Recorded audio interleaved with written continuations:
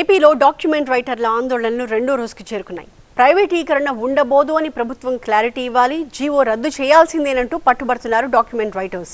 సర్కార్ స్పష్టమైన హామీ ఇస్తేనే పెన్ డౌన్ విరమిస్తాము అని తేల్చి చెప్తున్నారు. డాక్యుమెంట్ రైటర్ల భవిష్యత్తుపై సీఎం చంద్రబాబు క్లారిటీ ఇచ్చినా నిరసనలు మాత్రం ఆగడం లేదు. సబ్ రిజిస్ట్రార్ ఆఫీసుల ప్రైవేటీకరణ ఉండబోదని స్వయంగా సీఎం చెప్పినా డాక్యుమెంట్ రైటర్లు విజయవాడలో రెండో రోజు కూడా పెన్ డౌన్ కొనసాగించారు. జీవో 396 తో రిజిస్ట్రేషన్ అనేది ప్రైవేటు పరం కాబోతుందని ఆందోళన వ్యక్తం చేశారు. వందల ఏళ్ల నుంచి రిజిస్ట్రేషన్ విధానాన్ని నమ్ముకుని జీవనం సాగిస్తున్నామని, రిజిస్ట్రేషన్స్ ప్రైవేటుకు అప్పగిస్తే 5-6 లక్షల మంది రోడ్డున పడతామంటున్నారు డాక్యుమెంట్ రైటర్స్. జీవో 396 ను రద్దు చేయాలని డిమాండ్ చేస్తున్నారు. అసలు మా వృత్తికి ఏం భరోసా ఇస్తారు?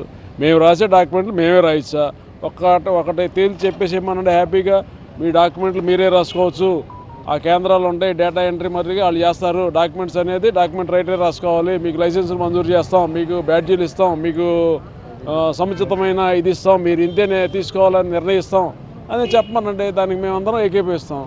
అంతేగాని భరోసా అంటే ఎలాంటి భరోసా? మామూలుగా ఉపాధి హామీ కింద ఏదైనా 1500 ఇస్తారా? లేకపోతే డాక్యుమెంట్ రైటర్ వరకు వాడు చేయగలడు కాబట్టి సీనియర్లు ఏరుకుని అందులో వేస్తే మిగతా వాళ్ళందరూ ఏమైపోతారండి? ప్రభుత్వం తమను అవినీతి పరులుగా చిత్రీకరించే ప్రయత్నం చేస్తోందని ఆవేదన వ్యక్తం చేస్తున్నారు డాక్యుమెంట్ రైటర్స్.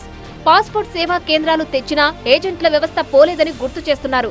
కావాలంటే తమకు ఓ రేటు ఫిక్స్ చేసి జీఎస్టీ వసూలు చేసినా కట్టడానికి తాము సిద్ధమని చెబుతున్నారు. మీరు మాకు కూడా జీఎస్టీ వేయండి, we will collect the GST from the public for our fees. మాకు 2000-3000 ఫీజు ఫిక్స్ చేయండి. This is the fee.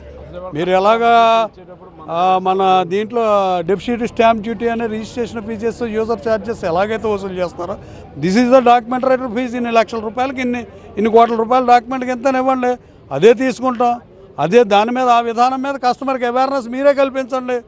అందులో ఇంకా లంచానికి అవినీతికి అవకాశం ఏముంటుంది? విజయవాడతో పాటు జిల్లాలోనూ నిరసనలు కొనసాగాయి.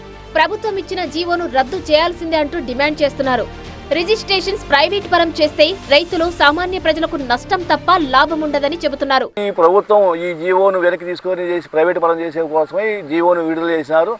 ఈ జీవోను వెనక్కి తీసుకుంటే తప్ప ప్రజలకు న్యాయం అని జరిగేది ఉండదు. ప్రజలకు ఈ జీవో వల్ల చాలా అన్యాయం జరుగుతుంది. రైతులు కూడా చాలా మోసపోయి నానా ఇబ్బందులు పడతారు. రిజిస్ట్రేషన్ సేవలను మరింత సులభతరం చేసేందుకు పాస్పోర్ట్ సేవా కేంద్రాల తరహాలో రిజిస్ట్రేషన్ సేవా కేంద్రాలను ఏర్పాటు చేస్తున్నామని ప్రభుత్వం చెబుతుంటే తాము ఉపాధి కోల్పోతామని, తమ భవిష్యత్తుకు భద్రత ఇవ్వాలని డాక్యుమెంట్ రైటర్లు డిమాండ్ చేస్తున్నారు.